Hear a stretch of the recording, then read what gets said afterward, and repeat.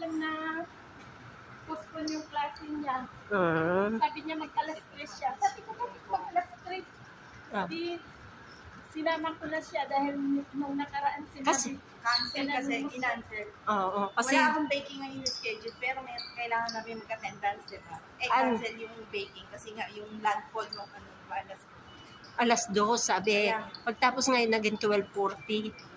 Nakita ko naman talaga 12:40. 12:40. Pero kanina umaga, alas 2 ang sabi. Sinay ko kanina doon pa. Hindi yan, hindi yan ano ni Lord makaase. Pero madalang ang sasakyan. Madalang. Siyempre, sa nangyari ng nasa Jamay. Naging aware na lang din sila kasi. Ingat din. Ilan lang kami kasi. Parang 9 lang kami. Sabi ko yun, daming niluto.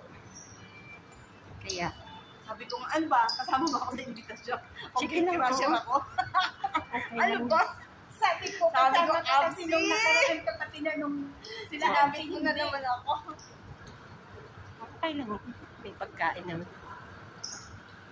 Hindi ako ay si Ate Pihilya nga nung nakaraan. Sabi ko, Ate, i-chat mo si Ate Susan. Laging kaya nung time ng schedule, talagang inilan ko talagang magpunta doon kasi nandun siya. Minute ko talaga siya. Laging hinahanap ka. Bakit ang hirap ngayon mag-open? Ano? Kasi ikot ng ikot ang ikot. Minsan net natin.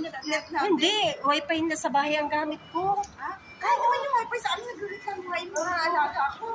Wala naman sa amin. Malakas ang wifi sa amin. Kaso lang yun talagang pagka gano'n minsan, pag hindi makapasok na gano'n, Uy, mag-speaking na tayo. Mamaya ko hindi na ngayon. Naglo-loading ate, minsan meron sila yung tawag dito, upgrade.